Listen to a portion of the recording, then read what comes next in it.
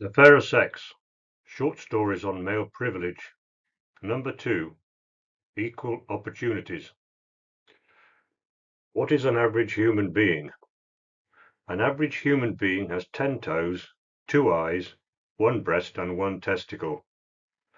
It follows, therefore, that if any workplace has more testicles than breasts, then some form of discrimination is afoot.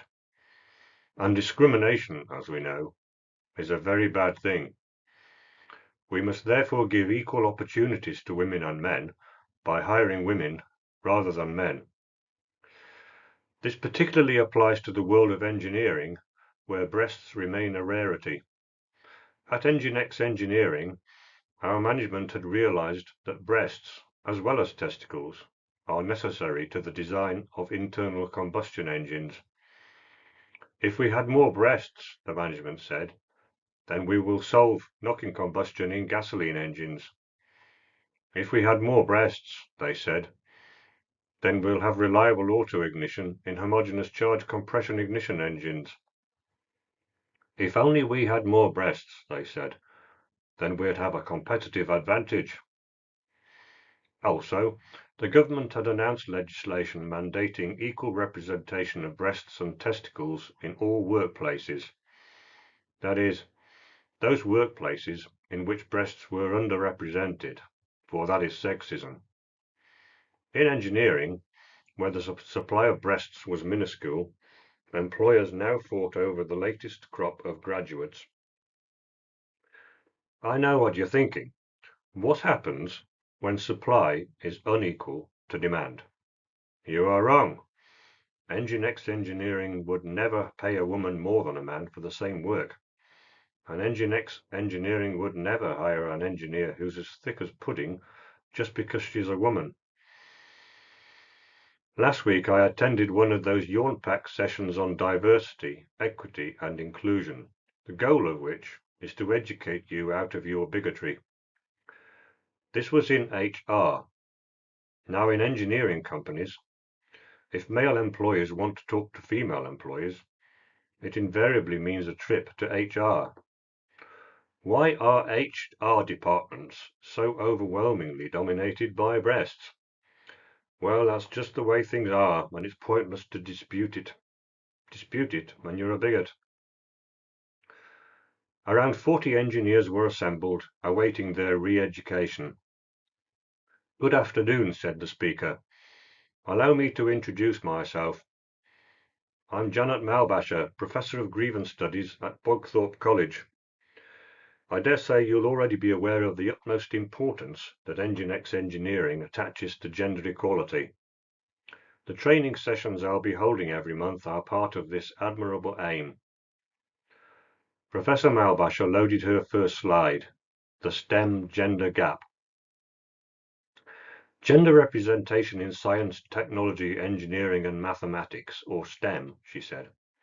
The workforce at Enginex Engineering is 75% male. Worse still, engineers are 93% male. This inequity reflects the patriarchal bias of industry more generally. But oddly, in education, the opposite situation prevails. In schools, girls outperform boys in STEM subjects, and more girls than boys go on to higher education. It's just that they don't study STEM. Well, obviously we need to do something about this. A second slide appeared. Reasons for the STEM gender gap. Efforts to narrow the STEM gender gap are facing ongoing problems. Gendered norms and gendered stereotypes are deeply ingrained. Perceptions of women engineers are negative. We must chip away at a problem that begins with negative influences at school and extends into the workplace. This imbalance is the result of bias, not overt as in the bad old days, but covert in the form of discouraging information and hidden gender barriers. Not overt sexism in hiring, but rather covert, unconscious bias means that men are still being hired in preference to women.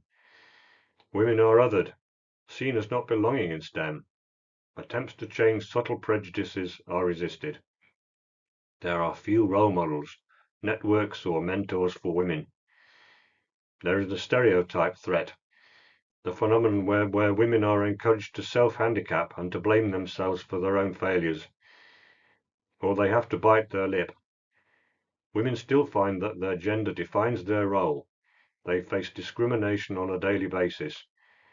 They are seen not as engineers, but women engineers, or they're treated as second-class engineers, downgraded just because they're women. That's not true, came a voice from the back. Not here. Professor Malbasher ignored this. A third slide appeared. Benefits of gender diversity. A gender-diverse team is more productive, more creative, more efficient, more innovative, and more likely to lead to gender-neutral outcomes. It is more likely to create products that meet people's requirements. To the contrary, a male-dominated workforce means missed potential. Decisions are based on male experiences, male opinions, and male judgments, leading to male-slanted bias. A fourth slide appeared. Bringing women into STEM. Gender equity requires 50-50 representation in every walk of life. To ensure fairness, therefore, a range of grants, stipends and scholarships are only available to female students. The British Mechanical Engineering Society, for example, provides 10 excellent studentships, open only to women. The Civil Engineering Association has several female scholarships as well. There are also prizes for student projects undertaken in the final year of degree programs. As part of the drive for inclusion, only female students are eligible. Women are sticking up for themselves to get the respect they truly deserve. There are new and exciting organisations like the Association of Women Engineers, Girl Geek, and Chicks Who Fix. They offer a wide range of educational services and networking programs designed to foster professional growth and greater public awareness of women's contribution to engineering. There's a bright future ahead. Jeff whispered to me, "I don't think we got the Oppress Women memo," he said. Well, that's the end of my talk, said Professor Malbasher. We have plenty of time for questions. Jeff put up his hand. Many of these women-only scholarships have been going a long time, he said. I remember some of them from when I graduated 20 years ago, but the percentage of women engineers hasn't budged that much. Isn't that true? Well, what you need to understand, said Professor Malbasher, is that gender stereotypes have deep roots in our culture. These special scholarships, said Jeff, could well encourage women to enter fields that they may neither enjoy nor excel in. These funds are, after all, essentially bribes. Preferential perks of this nature are also given to universities, as a result of which academics are hired not through merit, but because they're women. I don't agree, said Professor Malbasher. That attitude is rather cynical. But even if that were the case, there's still a need to address past wrongs. Some bias may be necessary if we're to promote fairness. I have a question about diversity, said another engineer. I have some quotes here from Thomas Sowell. Excuse me, did you just roll your eyes? No, I did not, said the professor. I thought you did. Well, I didn't. I see. Well, what Thomas Sowell says is this.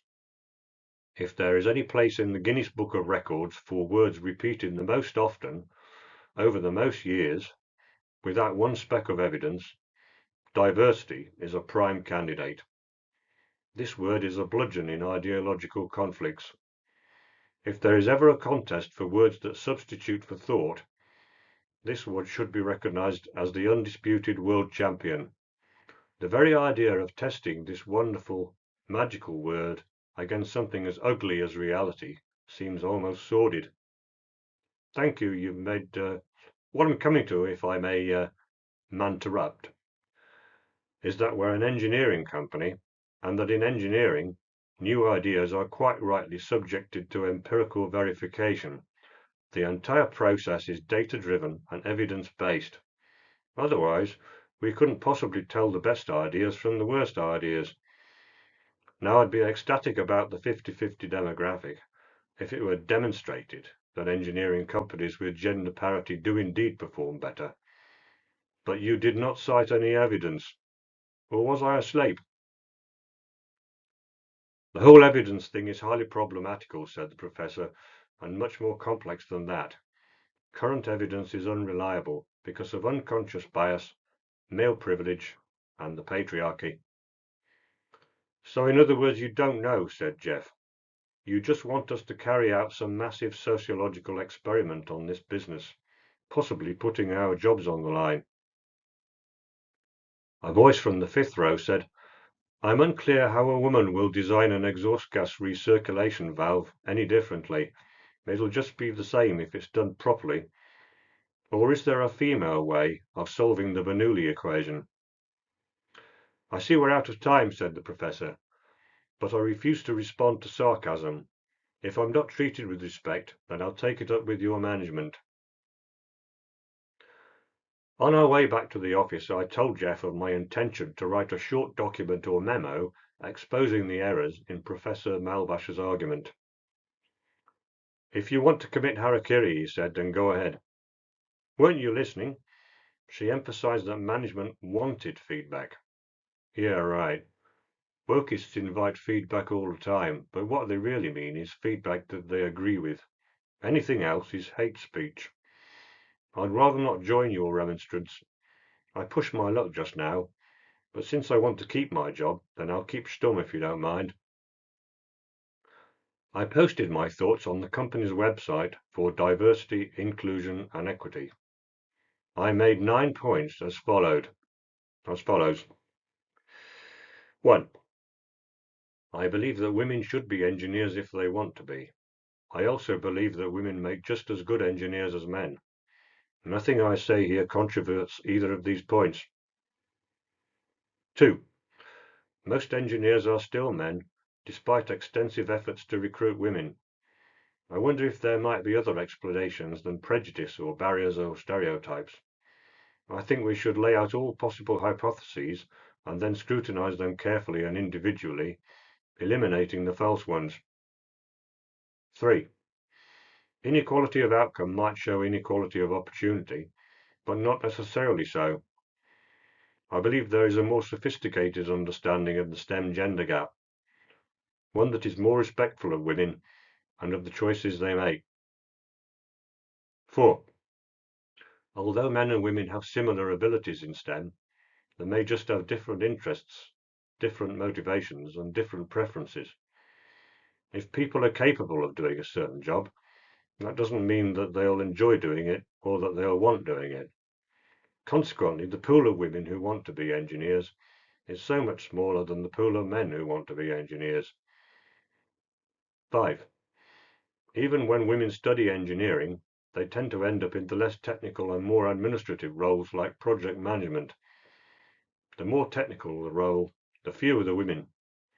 There are far more female biologists than female physicists. If there are sexist barriers in physics, then why are there no sexist barriers in biology? 6. Men are more likely than women to be fascinated by fuel injectors, spark plugs, pistons, and crankshafts. Men are more attracted to jobs dealing with things. Boys are more attracted to abstract or investigative pursuits, classifying, collecting. Women are more attracted to jobs dealing with people. Girls are more attracted to humanitarian and altruistic goals. 7. Boys and girls prefer different toys. Boys prefer construction sets. Girls prefer dolls.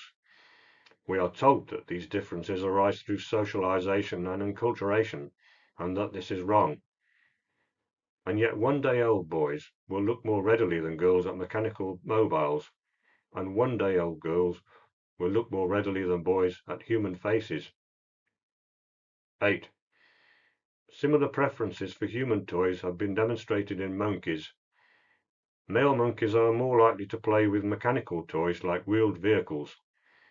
Female monkeys are more likely to play with plush toys like dolls and animals. 9. In other words, these differences can arise quite independently of the social mechanisms so often invoked to explain them, out of neurobiological differences, say, genetic or hormonal.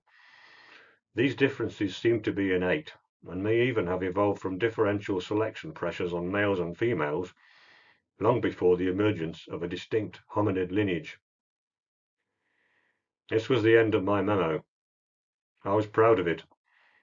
I diligently read the pertinent science literature and watched numerous videos by Gad Saad and Jordan Peterson. Over the following days, I monitored my post for comments. "What news on the Rialto?" asked Jeff toward the end of the week. "It's been 3 days now," I said. "Looks like a squib of the dampest sort."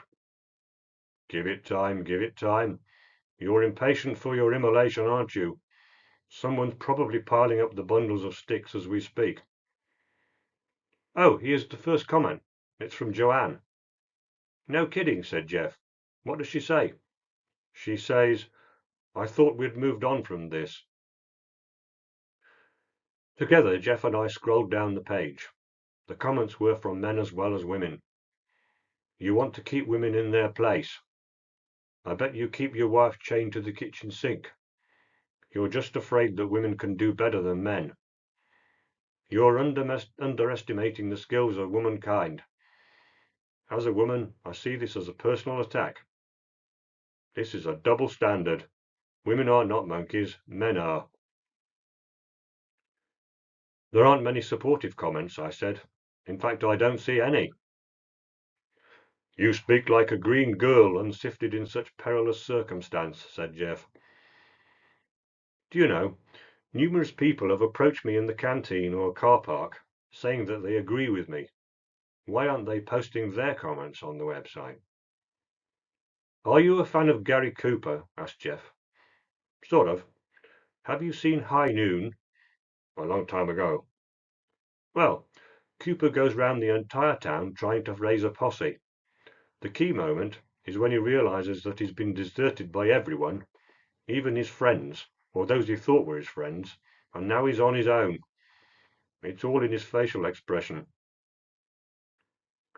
Someone posted my memo on the internet, which incited a social media pile-on. The Bogthorpe Gazette picked it up. "Engineer writes anti-diversity memo." The national press then got hold of it. "Institutional sexism in engineering," said The Guardian. "Far-right activist defends male privilege." BBC News covered it. "Women aren't interested in spark plugs," claims far-right male supremacist. I received an email from the chief engineer summoning me to discuss a possible violation of the company's code of conduct. When I left for the chief engineer's office, Jeff offered me more of his customary support. "Be of good cheer and play the man. You shall this day light such a candle in England as I hope, by God's grace, shall ne'er be put out." "Get lost," I said. "Such repartee." I knocked on the chief engineer's door. "Come in," she said. "You know why here?" "My memo." "Quite. What do you have to say for yourself?" "Oh, well, I just think that, everybody should be treated equally and not judged according to their sex." "We agree on that, at least. Go on." "Well, discrimination doubtless exists, I don't deny it. I just don't think it can account for all disparities. I've done a lot of reading around this subject, and, well, I've learned that many psychological differences between men and women are innate, at least to some degree, biological, instinctive.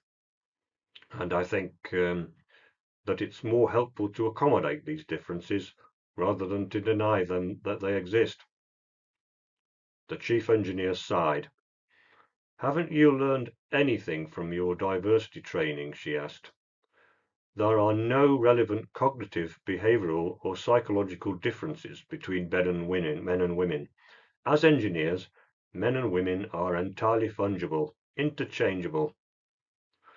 "The mental ability to manipulate three-dimensional objects," I began. "Yes, that's well known. Another tiresome excuse. Men are better at mentally manipulating three-dimensional objects, imagining what they look like from other angles. That's very useful and often necessary in engineering. especially mechanical engineering, but biology is not destiny. Some colleges give additional classes to help students. Only women students, that is. If all students are given this additional tuition, then the men get even further ahead, and we can't have that. Other than that, men and women are entirely interchangeable in engineering. Then why must we hire more engineers? I asked. Well, obviously because women are 50% of humanity, but only 9% of engineers. But if women and men are entirely interchangeable, women rightly feel excluded. They see an engineering company as a men's club. But if our engineers are 9% women, I said, then I don't understand why that is wrong. About 9% of engineering students are women. That is at least proof that we do not have sexist hiring practices. It is sexist, she said, because 50% of our engineers are not women. It is surely not the business of Enginex Engineering to engage in social engineering, I said. That decision is above your pay grade. It is surely sexist to hire a woman engineer for being female, rather than to hire her for her knowledge of exhaust gas recirculation systems. No, we do not hire women engineers because they are women.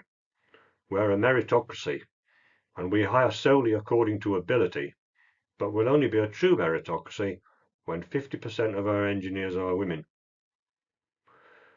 So you're going to discriminate against men by having quotas for women? We do not have quotas. Those would be illegal. We have preferences. When you hear equity, this means fair and impartial. What we're aiming for is equity for women and men, in that order. That means it's quite appropriate, given the present demographic, to hire women rather than men. All other things being equal, of course. The backlash to your memo is entirely understandable, as these imagined female-male differences work to the detriment of women. There's that old-fashioned patronizing phrase, the fairer sex, an archaic chauvinism which implies that women are emotional, vulnerable, and neurotic creatures. Do you know, some of our female staff were so upset by your memo that they've had to have time off for stress. I know of 2 who've been given counselling. One I won't name has been diagnosed with PTSD. We can't have anyone claiming that women are emotional, vulnerable, and neurotic creatures. We want a tolerant and inclusive workplace where everyone feels welcome. In fact, I've got a duty to protect my staff against ideas that threaten them. This is fully detailed in our code of conduct, which all employers are expected to abide by. We need more diversity, and all employers must conform. Now I'm confused, I said. Have I transgressed by holding the wrong opinion, or by publishing the wrong opinion? You have said that women engineers have biological traits that render them less suited to engineering. That is offensive and it is not okay. Suggesting that women are not the equal of men in STEM subjects is a very clear violation of our code of conduct. There's nothing men do as engineers that women can't. Well, I agree with that last remark, I said. Even if there are average differences between male minds and female minds, then that has nothing to say about men and women as individuals. That's why we should judge people as individuals, rather than project the average characteristics of the group onto them. My memo does not say anything about individual women not being the equal of men in STEM. It just says that not as many women as men want to enter STEM. That bit is at least true, she said, but they won't come into STEM for a variety of reasons. Stereotypes, for instance, ones that your stupid memo thoughtlessly perpetuates. I haven't got any more time to bandy words with you. There's been quite a lot of reputational damage to Enginex Engineering. I hope you're aware of that. Because of you, we're now portrayed as a hive of misogynists. My memo has been misreported, and deliberately so. I'm surely not responsible for the misreporting. Nevertheless, I refer you again to our code of conduct. Transgressors face a range of sanctions, up to and including dismissal. Feedback from Professor Melbash's talks was explicitly solicited, if I remember rightly, I said. Feedback that doesn't cross the line, that is. But how do we know where the line is? The chief engineer looked up in the air for a few seconds and then said, "No, I'm not going to tell you where the line is. If I did that, you'd just go right up and keep testing it. It's for you to determine where the line is." I turned to leave her office. "Remember, men still hold all the power," said the chief engineer, "and the world of engineering is no different." The end.